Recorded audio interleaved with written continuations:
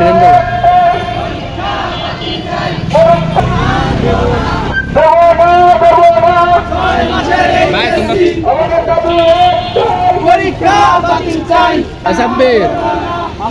Ay,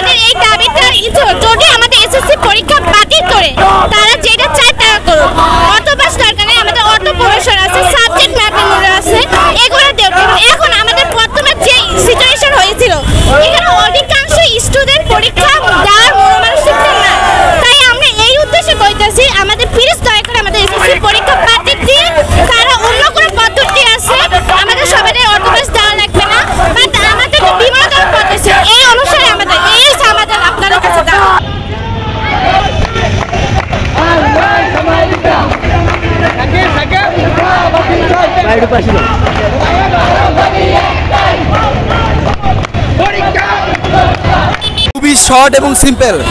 আমাদের 6 মাস ধরে HSC পরীক্ষা আমরা দিতে পারছি না।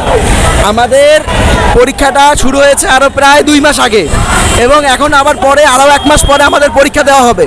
তো আমাদের অ্যাডমিশনে আমরা অনেক টাইম কম পাচ্ছি, যেটা আমাদের জন্য খুবই বিপজ্জনক। আর আমাদের বর্তমানে আমাদের 5ই আগস্টে আমরা স্বাধীনতা অর্জন করেছি।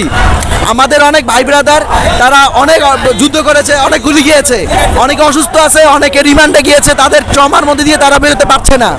এই জন্য আমরা আমাদের পরীক্ষাটা আমরা 7টা পরীক্ষা অলরেডি দিয়েছি এবং পরে যে 6টা পরীক্ষা আছে আমরা সেটা সাবজেক্ট ম্যাপিং এর মাধ্যমে আমাদের দিতে বলছি, আমাদের পাস করে দিতে বলছি সাবজেক্ট ম্যাপিং এর মাধ্যমে। এখানে আপনাদের ডিরেক্ট অটো পাস না, আমাদের সাবজেক্ট ম্যাপিংটা করে দেন।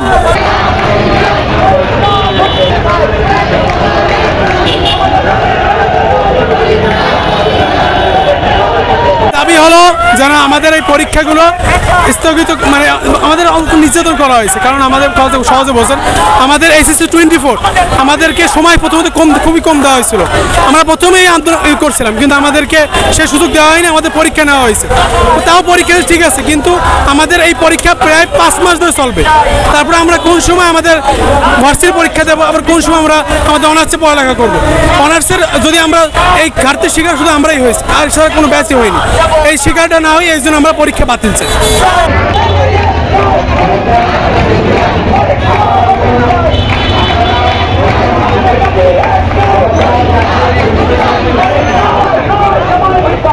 মানে এটা হচ্ছে আমাদের পরীক্ষা, এসএসসি পরীক্ষা। এখানে আমাদেরকে দেখা যায় তারা বলছে যে 2 মাসের বেশি কোথাও সময় হবে না, কিন্তু সেই জায়গায় আমাদেরকে তারা 6 মাস বৈশা পরীক্ষা নিতেছে। আর সেক্ষেত্রে দেখা যাচ্ছে আপনার এক সূত্রে জানা গেছে আর ঢাকা বোর্ডে ঠিক আছে 18টি থানায় এসএসসি পরীক্ষাটি পদার্থবিজ্ঞানে সেকেন্ড পত্র মানে পেপার এবং প্রশ্ন দুটোটাই পুড়ে গেছে এবং 60টি থানার মতো থানায় লুটপাট এবং দুটোটা ভাঙচুর দুটোটাই হয়েছে ঠিক আছে 60টি থানার মতো। এবং আপনার রসায়ন সেকেন্ড পত্র প্রশ্ন তারা করছে মানে ফাঁস হয়ে গেছে ঠিক আছে। এখন এই মুহূর্তে সবকিছু বিবেচনা করিয়া এই সময় কি পরীক্ষা দেওয়াটা আমাদের জন্য ঠিক? এই 6 মাসের সময় যদি আমাদের পরীক্ষা বিবেচনা করতে হয় বরিশাল, তাহলে তাদের যাদের পরীক্ষার পেপার থানা যাতে এই 60টা থানায় যে ভাঙচুর হয়েছে পড়ছে, যাদের পেপারগুলো এইভাবে পুড়িয়ে গেছে তাদের কি করবে? আমরা নাহলে বরিশাল বোর্ড মাইনে নিলাম, তাদেরটা যদি পিছেটা দাবি মানা হয় তাহলে তো আমাদেরটাও বরিশালে মানা হবে।